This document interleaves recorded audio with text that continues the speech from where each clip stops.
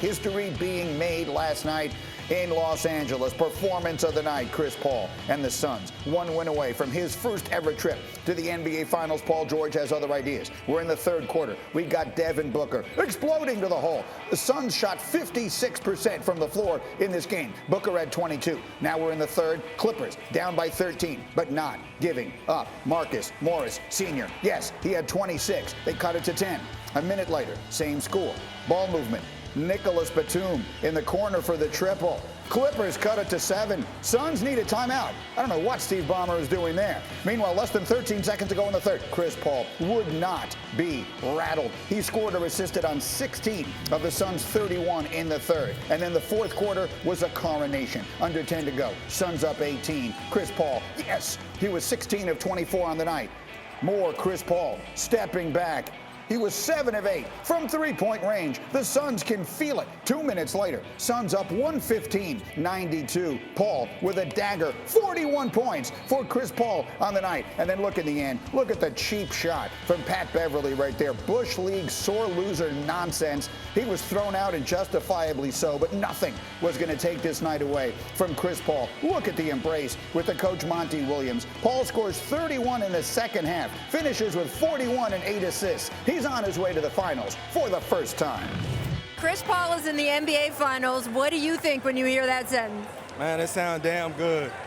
Damn good. It's been a lot of work, man. A lot of work. Going to a new team, everybody staying the course. That team fight hard, but damn, this feels good. Chris Paul is stamped regardless. Anything else from here is extra. It's extra. I know he wants it bad. I know he's happy about this for his first time, but I know what he's on the pursuit of, and we have that same understanding. We don't talk about it much, but we know what we're trying to get to. 41 points for Chris Paul in a series-clinching win. That after he had 37 in the clincher against Denver. In NBA playoff history, only Karl Malone ever scored more points in a game in the postseason, 36 years of age or older. Paul's 41 last night, tying a career playoff high. So this night is about so many different things as we bring in my uncle Seth Greenberg, no relation, and Tim Legler, who's got a very important business meeting to attend right after the show. And Legs, I'm glad, thanks for dressing up for us today. Legs, I'll start with you there. Chris Paul, in many people's mind, is already one of the all-time great players. So what does this now mean for him and his legacy? Well, look, I agree, and I agree with Devin Booker said. This guy's legacy as in terms of caliber of player is cemented. We know what Chris Paul is. This is one of the great point guards of all time, certainly one of the great players of his generation. But here's what this has done. It's erased that but that you always put on the end of a sentence about Chris Paul. When you would say, but it's a shame he was unavailable at critical times in the postseason with injuries. But he was on some underachieving teams with the Clippers all those years with all that talent and several Hall of Fame players on it. That now goes away because the focus is going to be he got this thing to the finish line. Now, can he get it across it? That's obviously just going to be gravy to me. But I think that part of his legacy has changed now because he was available. Now, he was injured a couple of games in this series, but he came back, and not only did he come back, he's the guy that ended matters. And I said going into the game last night, that's what I thought he was going to do, have one of those special nights where he's not just a floor leader and tough and the IQ of the team, all those things we credit him for. He sometimes has to go be a bucket getter. That's what his team needed to avoid the pressure at home of a Game 7. Chris Paul stepped up in a huge way. One last thing about this. Think about this. At one point, he was basically regarded with Darren Williams. It was a conversation, a debate. Who was the best point guard of that time in the NBA in their early to mid-20s? Darren Williams retired 4 years ago. Chris Paul is playing the best basketball of his career right now and the most meaningful games.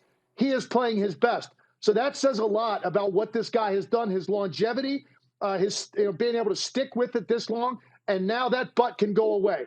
He's now a guy that was available and played his best basketball when his team needed it and got a team to the finals that we didn't expect to be there. And so, Seth, let's talk about specifically what he did on the floor last night through a coach's eyes for a guy to completely control the game the way he did and knock down 7 out of 8 threes. What did you see?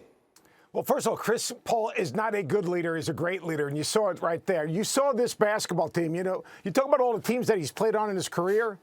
he's got guys that are willing to follow him. If you look at him, he's the Pied Piper of this Phoenix Suns team. Like, you talk about DeAndre Ayton, all right? He's following him. You talk about Devin Booker. He's following him. He didn't have that in other situations. But what he did on the floor is a couple things. One, against his own. They moved the ball. They moved people. They didn't settle. He got the ball where it needed to go. He's the last of a generation of true point guards. He was a ball guard last night. He scored 41 points. But he's the last of the true point guards, a playmaker, a guy that sets the table, a guy that gets others involved first and then gets himself involved. And then on the defensive end, you got to forget now, Chris Paul's been a 5-time first-team All-Defender. So he defends, he distributes, and he can score. But most importantly, I think his imprint on this team, and I don't know what you think, Legs, is what he does in the locker room. His leadership, getting those young guys to buy in. He's played with more talented teams that didn't get to the finals. But he's got this team to the finals because of his leadership. We'll have a lot of time this morning, guys, to get more deeply into this. But quickly, I would ask, are they the favorite in the final, Tim? They're waiting for either a banged-up Milwaukee or a banged-up Atlanta team, one way or the other. Do you think Phoenix is the favorite? I'm not sure this is the majority opinion, but they are for me. They'd be the favorite against either one of those teams. I think they're the most complete team. I think their role definition and acceptance is the best in the NBA. And I think right now, going through some adversity in this series, I think has made them battle-tested. I think they're the most complete team. They've had the cleanest sheet to this point. I would make them the favorite. Thank you for watching ESPN on YouTube. For live streaming sports and premium content, subscribe to ESPN+.